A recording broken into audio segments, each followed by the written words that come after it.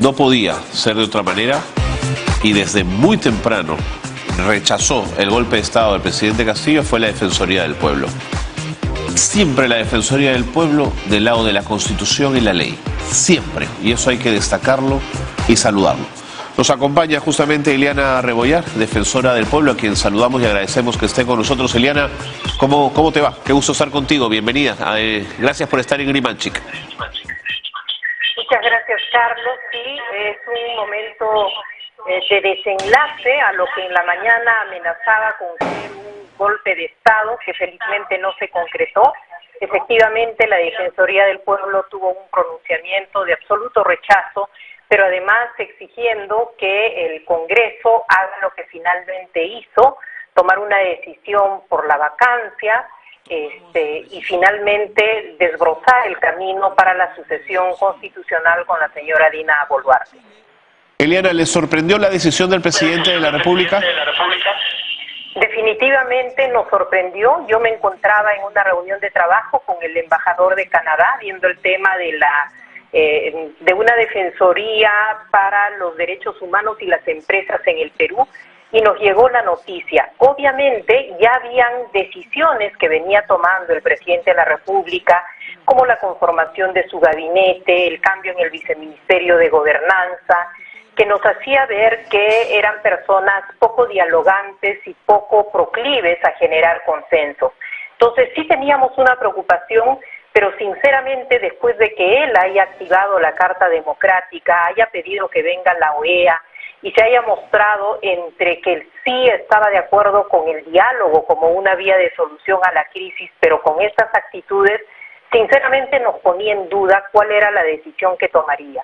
Pero el día de hoy vimos a una persona que presentó con mucha duda la propuesta del cierre del Congreso.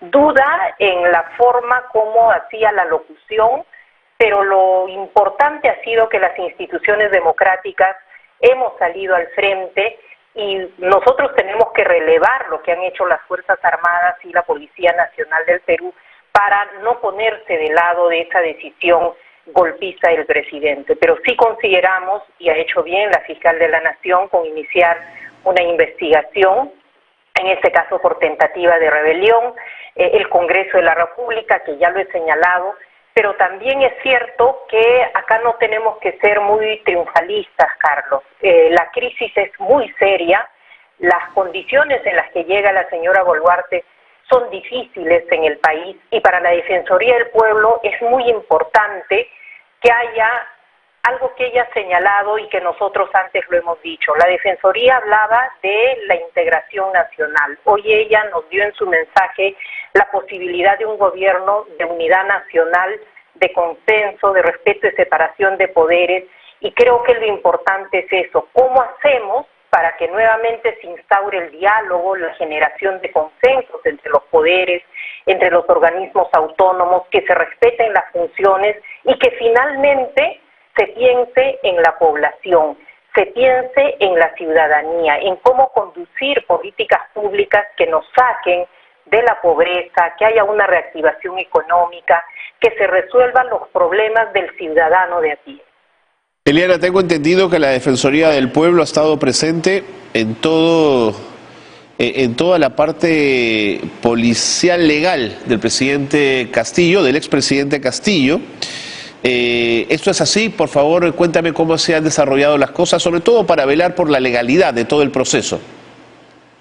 Sí, algo que tenemos que señalar es que siempre que hay detenciones, sea quien sea la persona, la Defensoría del Pueblo verifica que se den las garantías en el marco de los derechos humanos de las personas. En este caso, efectivamente, el jefe del programa de dependencias policiales y penales y seguridad nacional, el doctor Fernández, se ha constituido a la prefectura para verificar lo que finalmente se ha visto en los medios, que ha rendido su declaración, ha pasado el examen médico legal, ha estado en compañía de su abogado.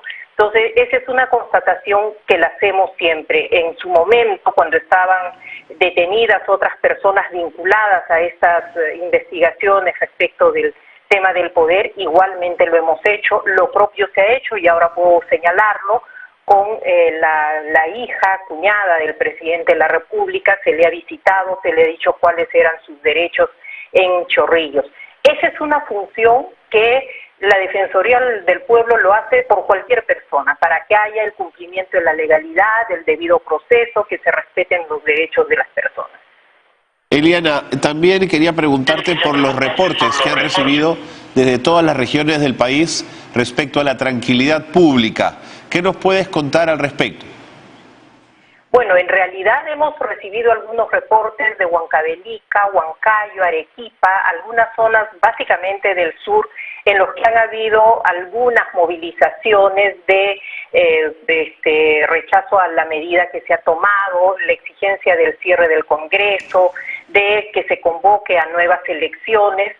La policía ha podido controlar, no son grandes manifestaciones, y nosotros aprovechamos en hacer el pedido que hicimos en su momento, al mediodía, de pedir a la ciudadanía que mantenga la calma. El derecho a la protesta es un derecho que existe, pero siempre salvaguardando la integridad de las personas que no participan, la tranquilidad pública, los bienes sean públicos, privados, y quienes no participan en ello. Creo que eso es importante, y ahora pensar en cómo se genera una agenda que realmente saque a flote a nuestro país. ¿Te imaginaste alguna vez que la primera presidenta mujer que tendría el Perú llegaría al poder de esta manera? Nunca lo imaginé, pero yo soy una defensora de las mujeres, y por eso es que inmediatamente hizo el saludo la señora Boluarte por esta vía de sucesión constitucional. La Defensoría del Pueblo saludó su asunción al cargo de presidenta de la República del Perú.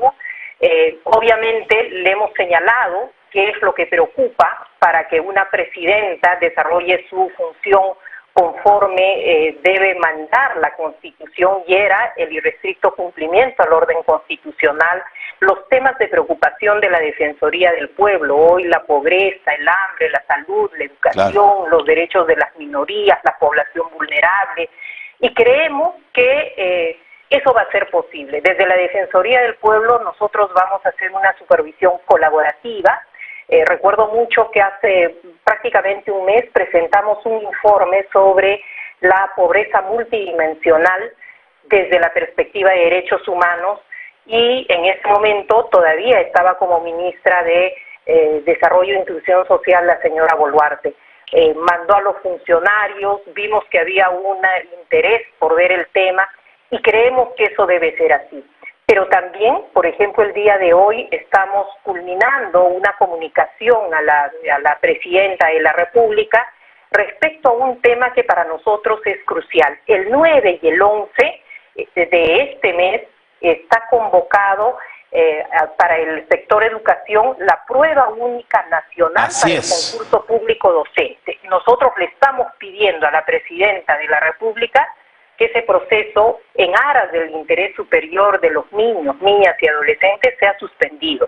Eso en razón a que no tenemos un ministro de Educación, y en el 2021 recordemos que ese proceso fue duramente cuestionado.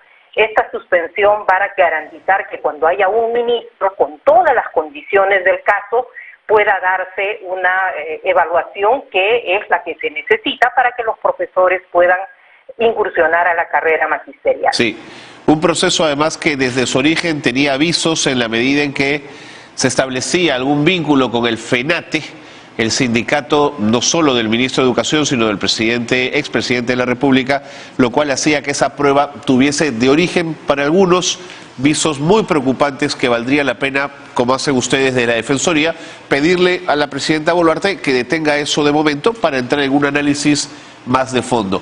Ahora, Eliana, una última pregunta.